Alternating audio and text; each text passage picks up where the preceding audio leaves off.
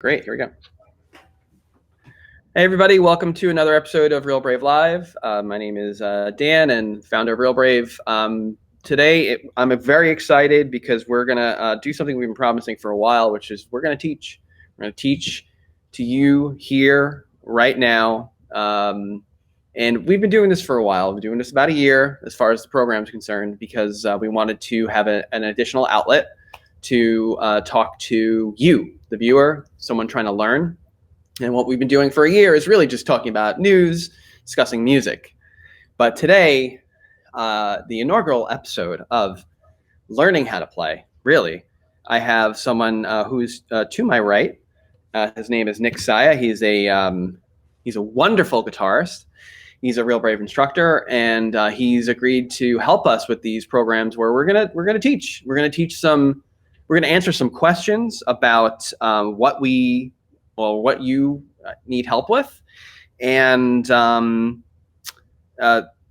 my goal with this is to make sure that you can hear one of these episodes or see one of these episodes, take something away from it so that you can develop as a musician.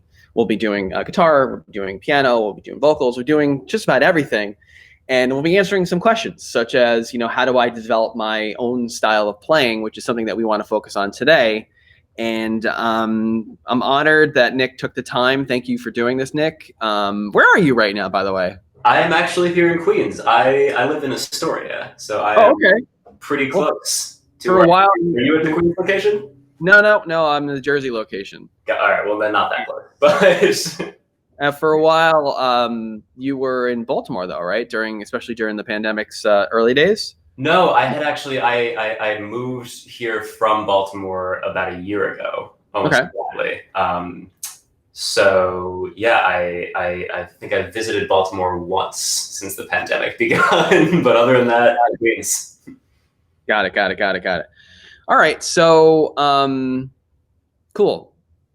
And actually, I just realized one thing that we are not live on Facebook right now, but that's okay. I'll push it as soon as we're done because I selected the thing. But that's okay. It happens. This is live, folks. This is live. So it gives us a little bit of leeway, though. So this is a good thing. So the operative question that we have today, Nick, for the first training here that we have is how do I develop my own style of playing? And I remember as a kid thinking that one thing. I remember seeing guitarists and being like, I want to do that, but I don't know how to get there. So tell us today, what's one of the styles that any guitarist can take on? What are you going to talk about today? Sure.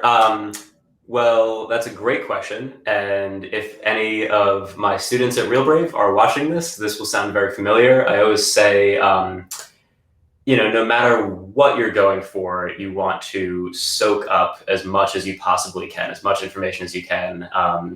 I myself would consider myself kind of like an experimental, like avant-garde musician, but I've studied rock, funk, blues, jazz, bluegrass, folk music.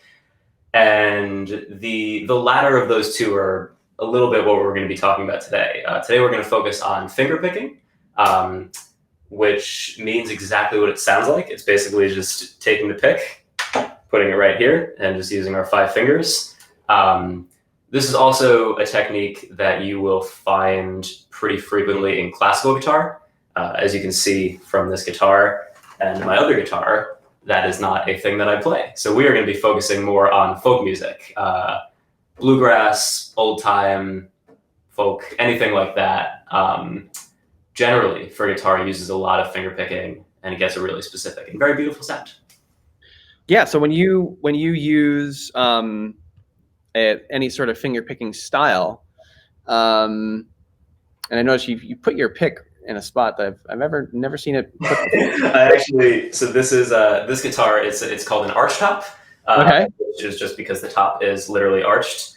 But this has a floating neck pickup. And if you can see closely, there's a little bit of a gap in the neck. Oh wait, let me switch screens here. Hold on a second. Yeah, this is a little bit specific to this guitar. It's a very useful place to store one's guitar pick. Yeah, hang on a second. All right, there we go. Try that one more time because I had the. Here, yeah. If you have an archtop guitar, pro tip: right here, the neck kind of goes away from the body a little bit. I like And that. I use a pretty thick pick. A thin fender pick might just fall through, but if you have a thicker pick, you can just wedge it right in there, and then you have easy access if you want to switch between. So I've always found that very useful. So what do you use more then? What do you use more? I mean, why is it important to have two learning style? Well, two styles here. Like we want to focus. The question is, why is it important to develop more? How do I develop my own style? But what you're kind of insinuating here, playing with a pick or a plectrum, as we might call it, playing with a pick or playing with fingers. Why is it important to play with both? Yeah, well, so actually, I mean, in my own style, I usually have a pick between my thumb and first, but I'm also using my other three fingers to sort of finger pick in addition to that. So I kind of use what most people would call a hybrid style. But in general, for you, the listener, no matter what you're doing, I think it's important to be able to do both because it gives you options, and options will always make you both a more versatile player. If you ever get called for a gig or if you're trying to learn a specific song, you can sound a lot of different ways. And then also, as you're developing your own personal style, you will have more to draw from. You'll have more sounds that are kind of in your. I like to think of it, if you're a painter, you have your palette of paints, and you can mix them. You can use any one you want, but that's sort of the initial resource that you're starting with. And if you can do more than one thing on guitar, you can make a lot of sounds that will only make you a more creative and interesting musician. So you're hearing it here, folks. Having both your fingers and your as a tool and a pick is important for development. And I think you wanted to, speaking of development, just like with the Real Brave method here at Studio, we have three kind of areas that we like to focus on lessons, and this is important. This doesn't matter if it's in the lesson or whatever. Development, okay, kind of playing or not develop, playing with somebody. Excuse me, is one of the most important things, and you can actually play something for me, which can show the advantages of using both right now, right? So I think we talked about the song it's a wonderful song by Elizabeth Cotten. So it's a beautiful song. It's a classic. It's been covered by a lot of people in a variety of styles, which kind of ties into what we were talking about options. So Dan, as you were saying, that kind of initial frustration of being new to guitar and seeing people perform and like, how do I do that? One of the things for me that was particularly infuriating was not being able to accompany myself and just feeling very stuck between either like rhythm guitar and like background guitar or lead playing, where you were just sort of playing a melody or a line. And I would hear my friends who play piano would be able to play things by themselves that sounded full, that really sounded like music. Especially with piano. Yeah, exactly right. Because on piano, you can play with your left hand, you can play with your right hand, melody, chords. You can really create a full sound. And for a long time, that was really, really hard for me on guitar, and it was super frustrating. And being able to play with your fingers gives you not quite the range that a piano has to that degree, but it allows you to accompany yourself a little bit. You're still only using this one hand to play on the neck, but you think about it, you have 5 fingers, so you can be playing multiple different things across the strings with that. So the example I wanted to give was this song called Freight Train by Elizabeth Cotten. And what I would like to do is I would like to play through the melody one time and play a sample of the chords one time, each as separate things, and then give a little demonstration of how we can actually, with fingerpicking, kind of bring those things together and create a full sound. Cool. This sounds awesome. So we're going to get to hear you play a little bit. This is great. We're okay. I'll start with the chords. And this is a little bit of a fingerpicking lesson in and of itself. Elizabeth Cotten played in a style that is native to the North and South Carolina regions, kind of the mid East Coast area, and it's called the Piedmont style, Piedmont blues, Piedmont. And we can delve into this more later. The most basic explanation I can give is that you are alternating the lowest note of the chord and whatever note is on the D string. That's the third string from the bottom. And you're doing that with your thumb, and then you're filling in the gaps with your other fingers. And again, we can get into more detail on that in a bit, but it sounds something like this.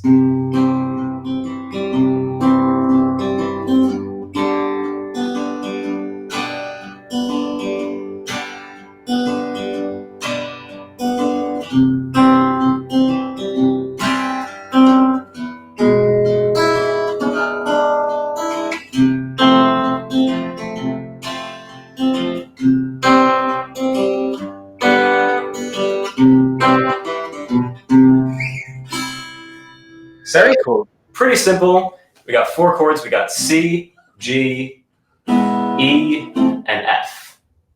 Yeah, that's all of them. Very cool. That was pretty. And that's something that I am familiar with too, is being able using that root, the thumb down there on the root, going back and forth. And that's the Piedmont method. Piedmont, yeah. So actually, I won't play the whole thing for time, but if you subtract the other kind of fill in the space, just the thumb would sound like this.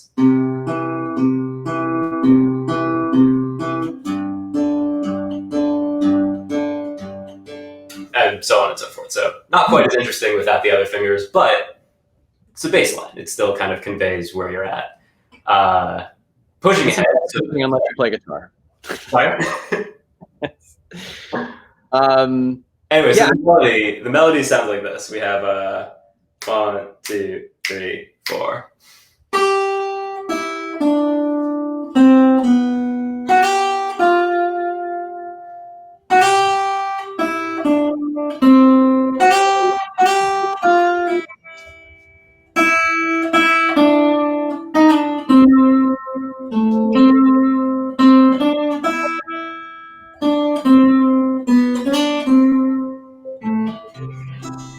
Something like that. So you could take those two things. Now, this is important, folks. So what Nick was saying before is that, especially with an instrument like piano, you can play the bass notes or the roots or the bass chords, and then up here you can play a melody. Guitar, you have that too. It's a little tricky, right? Would you say it's a little tricky sometimes because of the way the guitar is put together? It takes a minute to sort of wrap your head around it. Once you get it, you can kind of ferret it out. And then with this style now, so if you're talking about style in general, with this style, it's gonna sound totally different.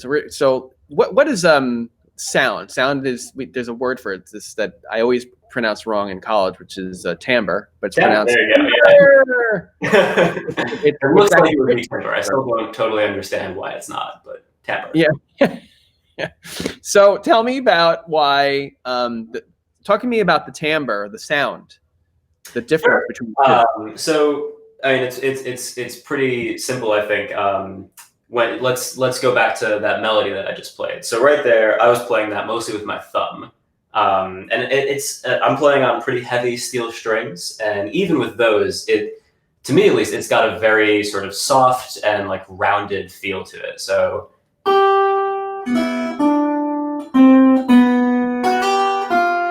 And if we compare that to me playing that same thing with a pick, we have... Yeah, this is what I want to hear right here, the difference.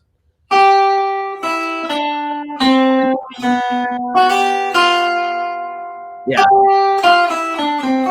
Yeah. So as musicians, we make these like ridiculous like words up to describe things. Yeah. When I was in the studio, we would be like, that sounds earthy, or like that sounds a little wooden. Can you make that a little bit harder? Like things like that.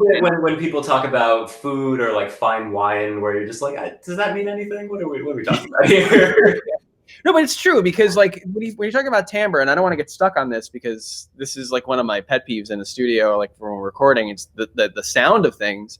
How you play something and what you choose to play with it is going to, and the room that you're in, especially, you're in a bare room there, right? There's no rug. There's some stuff. We've got a rug on the ground. I do. And I've put up a lot of art to dampen the sound a little bit. Okay. So to me, I hear the difference. It's a little hard maybe over the interwebs to hear the difference between the difference of a finger hitting the string, which sounds to me like skin against a string. That's what it sounds like after 30 years of playing, versus the plastic hitting it. Just you just can tell the difference right away. It sounds a little earthy. Yeah, the fingers feel a little earthier, more rounded. Whereas this is a very special pick. So this might not be totally applicable to everybody. What kind of pick is that? It's a stone pick. A stone pick, like actual concrete. No, made of like a polished gemstone. I think it's agate. I got it about 5 years ago, and I've never used anything else. And you've never lost it, you maniac. What's wrong with you?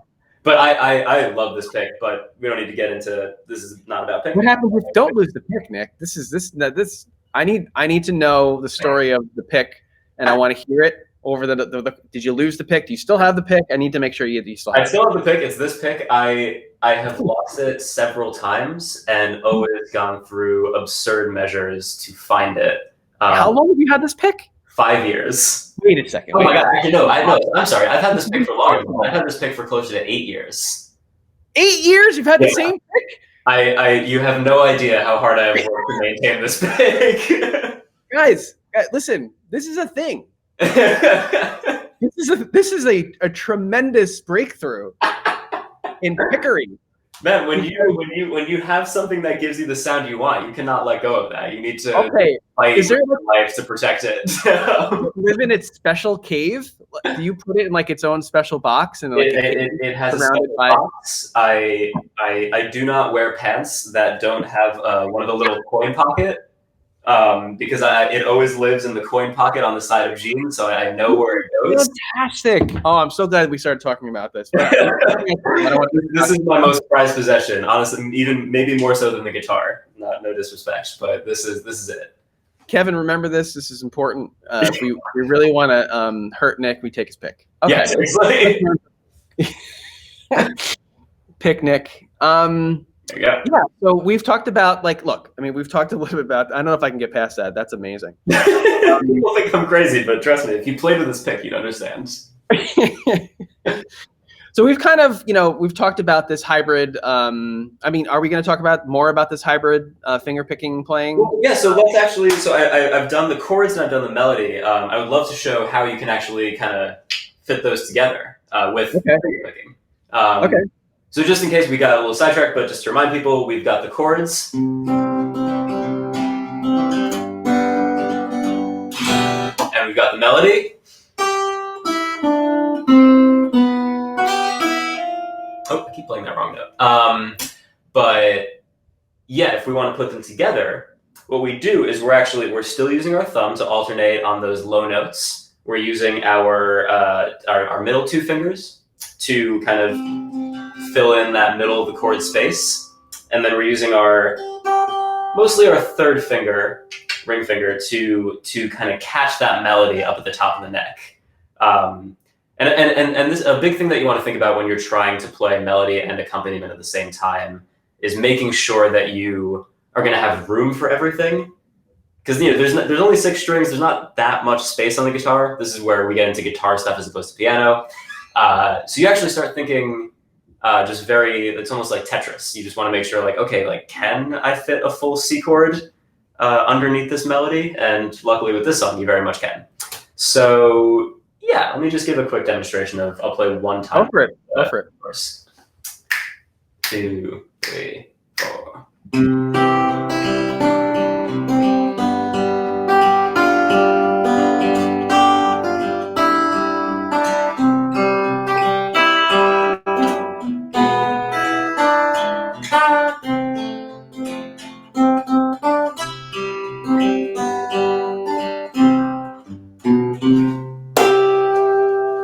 So that's once through Freight Train. No frills, pretty simple, but playing the melody and accompanying yourself on guitar. That's incredible. It sounded really cool too. What did you do at the end there?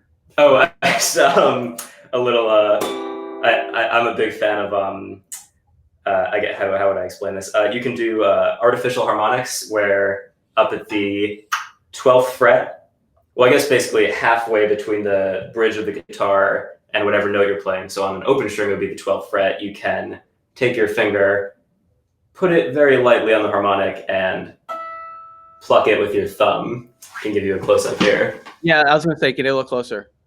Here's this. So that's basically just artificial harmonics on your C chord. So how did you grab that with your finger, though? How did you grab that? Oh, at the very end, I actually just and just kind of, if you slap it on the 12th fret, you can actually get the same sound as plucking it. Yeah. It's very useful if you want to look fancier than you are. You look very fancy. That and your pick. So yeah, and again, no pick for that. Just your hands.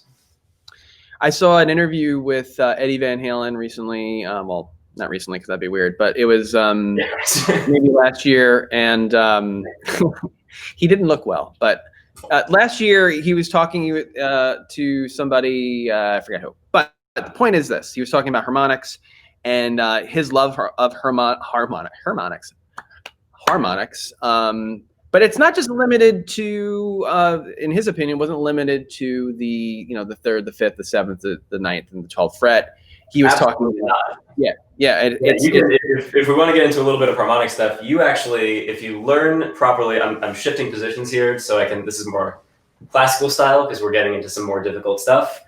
If you really master the soft touch, and that's all it is, with your left hand just as soft as possible. You don't need to press, you just really touch the string as lightly as you possibly can. If you really master that, you have 4th fret, 5th fret, 7th, 9th fret, 12th, and then it repeats.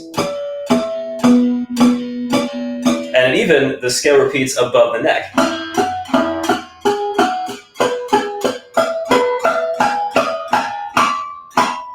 There it is. Cool. That's really cool. Over the video chat, but no, that came across great. Yeah, that came really, really great. You know, it's funny that as long as I've been playing, I've actually never done what you just did. So that's what we call the overtone series, which is this gets a little bit less into notes and more into the actual physics of how sound works. But each note, you can hear this especially well on a nice grand piano. If you hit one note really loudly, you can actually hear what we call overtones, which are just extra vibrations that kind of project upwards from that note. And there's a very specific series of pitches that you get. Very cool. Very cool. So to round this out,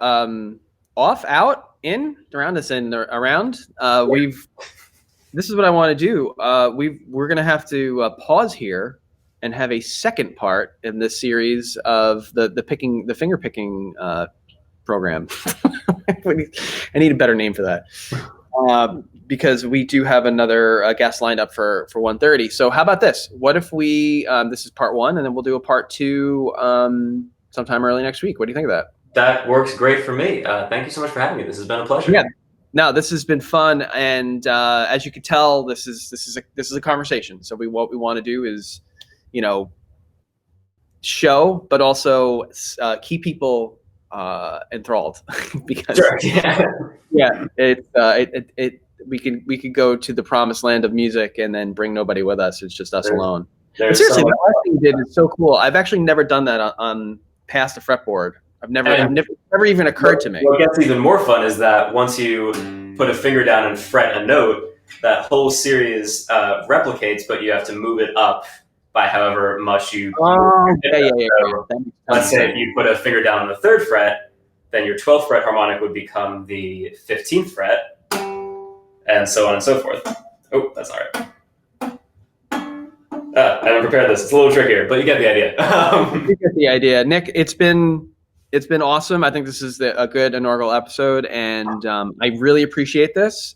So we'll start this. We'll do a part 2 of how to develop your own style of playing using the beginnings of finger picking. Continuing next week. Thanks, everybody. Thank you.